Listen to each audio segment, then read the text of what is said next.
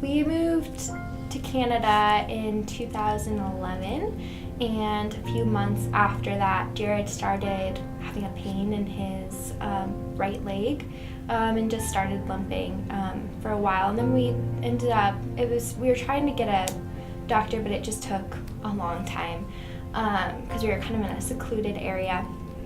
So eventually he was just in so much pain that we took him to the emergency room, and that's what started the process. They were doing x-rays and all kinds of tests and found that his femur looked like Swiss cheese because the cancer had been eating at it so much. When he was 11 is when we first found out that he had cancer. And so we started treatments right away and surgeries. He went through like 12 surgeries in 4 years, and it just became a process after that of the cancer leaving and then returning and leaving and returning, and eventually just it spread like wildfire throughout his body. So people always would kind of say that Jared, like when he was fighting, he was their superhero. And Jared really loved Marvel and superheroes. That was his thing. He had to get a port, like a medical port and like a feeding tube put inside of him, and so like he would pretend like he had like this cool thing put inside of him and like he was Iron Man or something. He loved Spider-Man from like the time he like could watch the movies, and he just developed this like fascination with Marvel and with like Spider-Man especially. I mean, he was like in Spider-Man PJs when he was like 3. People would started doing this thing when he was taking chemo. They would like wear superhero shirts and like post it on Facebook and be like, wearing my like Marvel shirt for Jared, or wearing my Spider-Man shirt for Jared. And at his memorial service, we had like hundreds and hundreds and hundreds of people there, and a lot of people were wearing Marvel shirts and superhero shirts.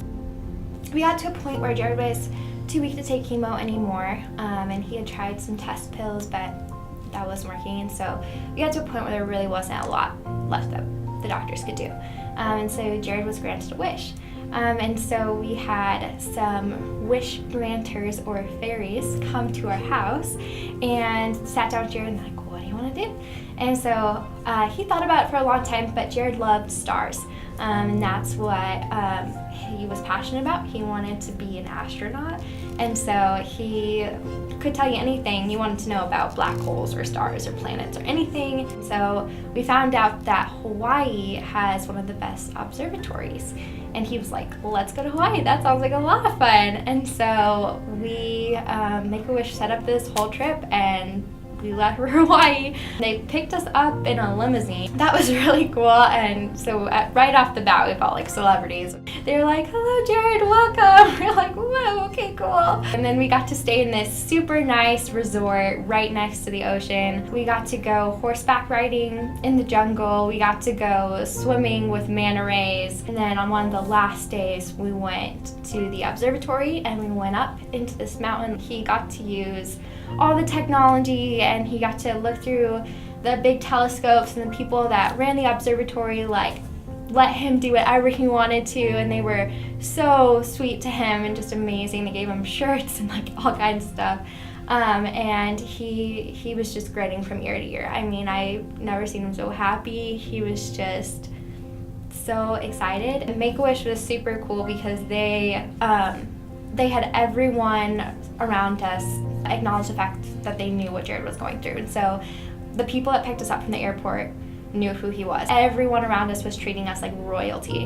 And it was an amazing opportunity for my family, but it was an amazing opportunity for him.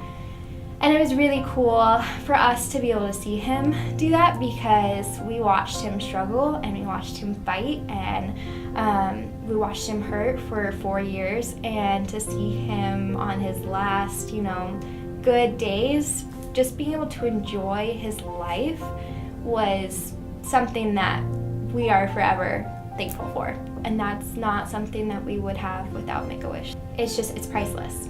It's priceless. So donate to Make-A-Wish. I mean, you're giving a family an opportunity that is going to last them a lifetime.